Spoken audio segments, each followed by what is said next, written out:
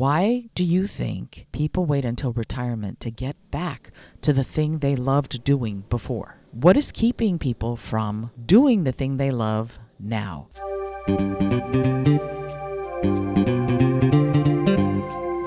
Hello and welcome to the Innovative Mindset Podcast. I'm your host, Isolde Trachtenberg. On the show, I interview peak performing innovators in the creative, social impact, and earth conservation spaces. I also bring you ideas and techniques that you can grab and use to set goals, create, and unlock your potential for changing yourself and the world. And now let's get to the show.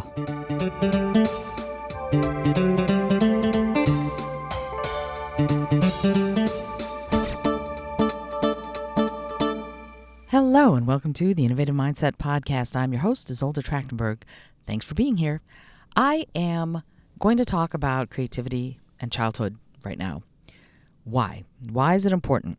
Well, I firmly believe that the seeds for our creative life are what inherently interests and excites us when we're children, right? So I think that as you go through life and you do all the things that are required of you, you make a living, you do, you might have a family, all sorts of possibilities for that, all sorts of ways that you might do what you do. And that's really cool. Here's the thing, though. One of the things that people often say is missing from their lives is creativity. I've heard this from so many of my life coaching clients. Oh, I used to draw, but I haven't drawn it's been years. Did you like to draw? Yeah, I love to draw, but I don't even remember how.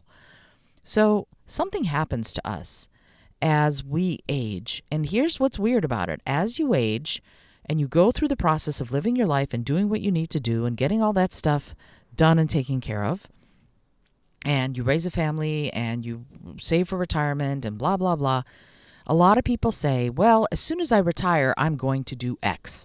I'm going to get back to my writing once I retire, because you're exhausted and you don't have a perspective on how to write when you're busy working 60-hour weeks and trying to raise a family.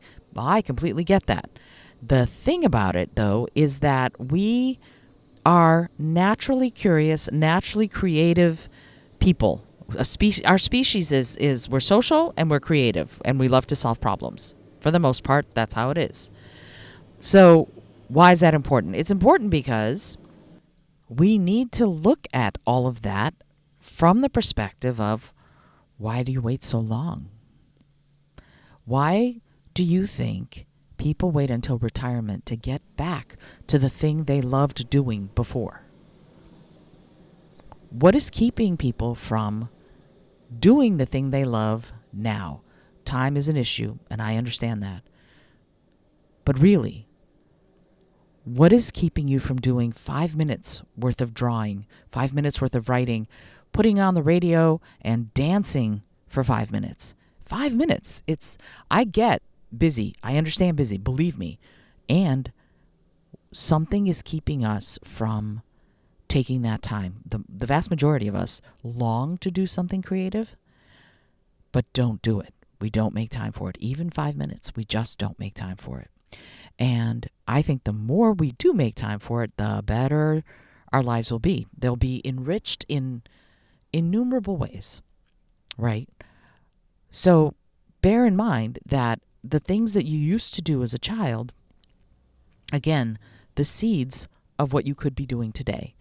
Even though it's not easy, even though you're going, oh crap, what are you talking about? I have to pay the monthly bills and I have to make the kids' lunches and blah, blah, blah. I completely get it. I understand completely. But I'm telling you, right here and right now, your life will be immeasurably enriched if you can eke out even 5 minutes a day to do something that you love that is creative.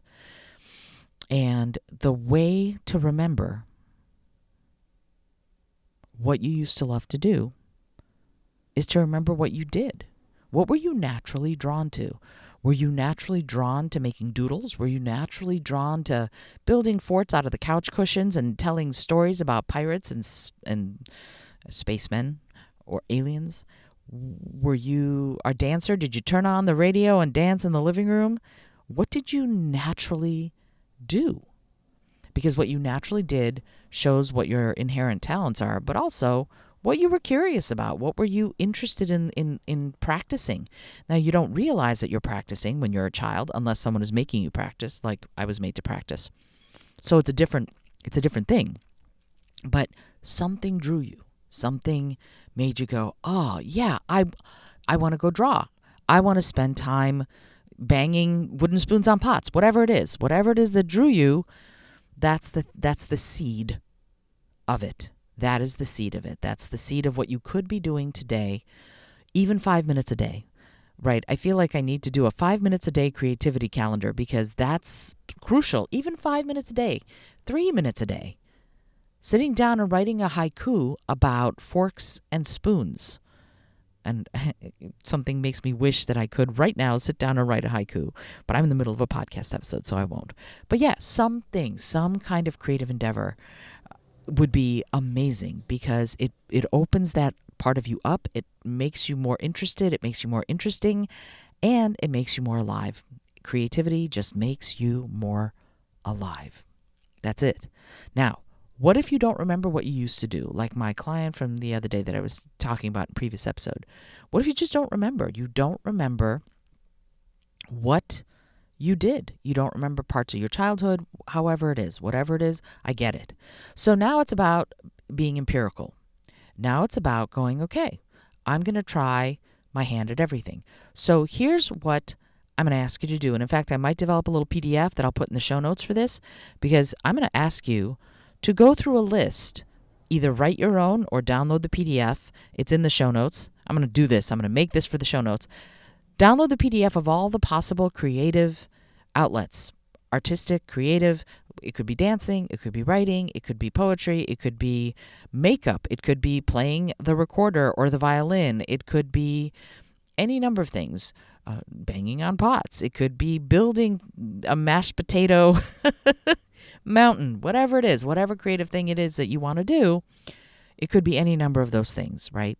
So I'm going to ask you to try them, right? If you don't have a memory of what you used to like to do when you were a kid, what you were naturally drawn to, start trying them. And in fact, check them off after you do. That's what's going to be on the little sheet. I'm going to come up with as many creative things to do as I can possibly come up with.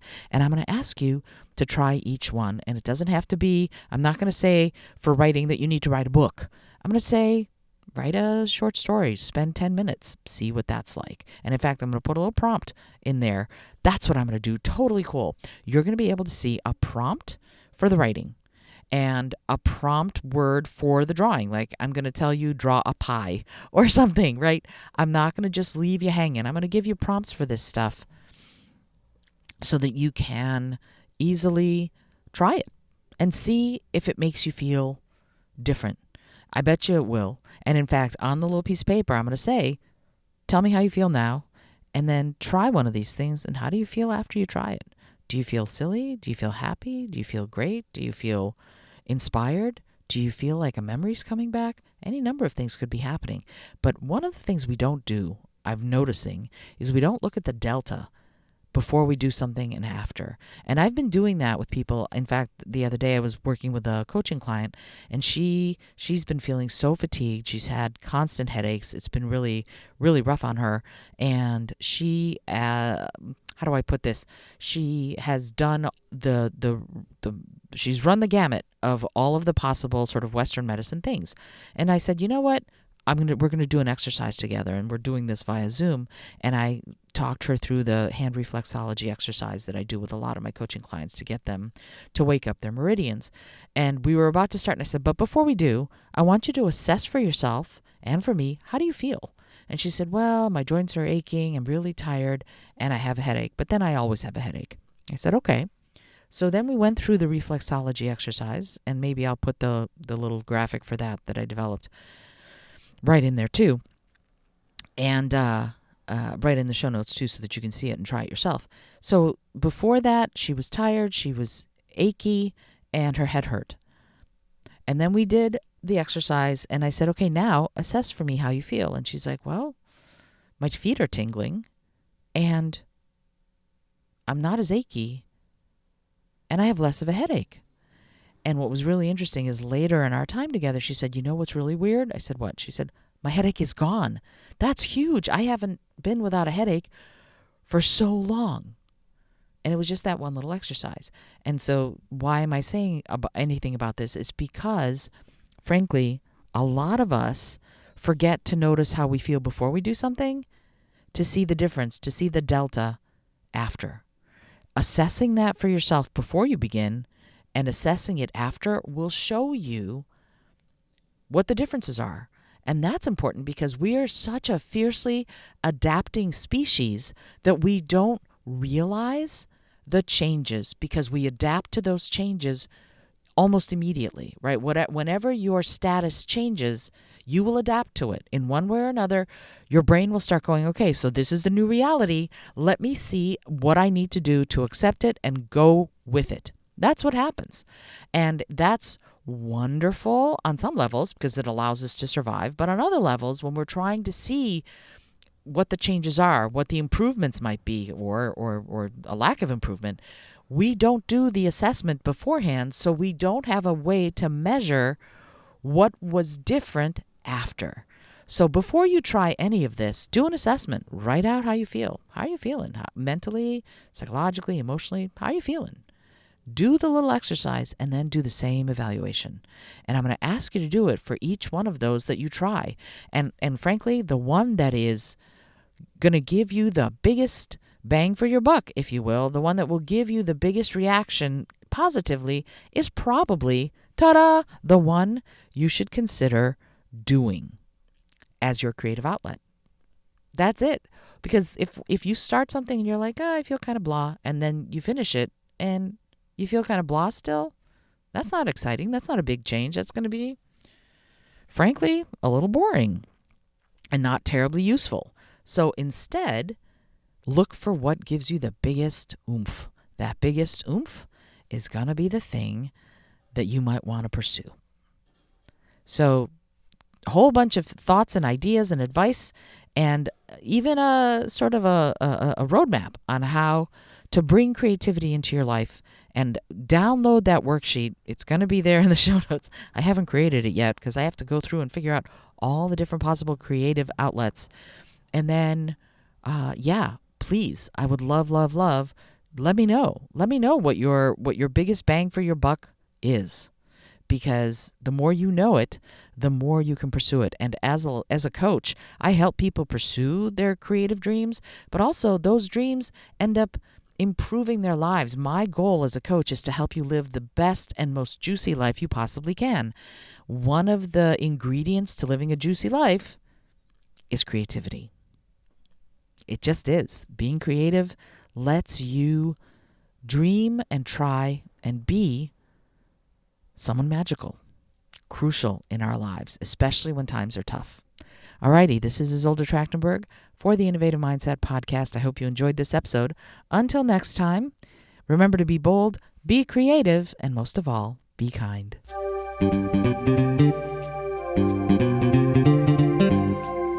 Thank you so much for joining me today. I really appreciate you being here. Please subscribe to the podcast if you're new, and it would mean the world to me if you told a friend about it. Today's episode was produced by Isolde Trachtenberg and is copyright 2022. As always, please remember this is for educational and entertainment purposes only. Past performance does not guarantee future results, although we can always hope.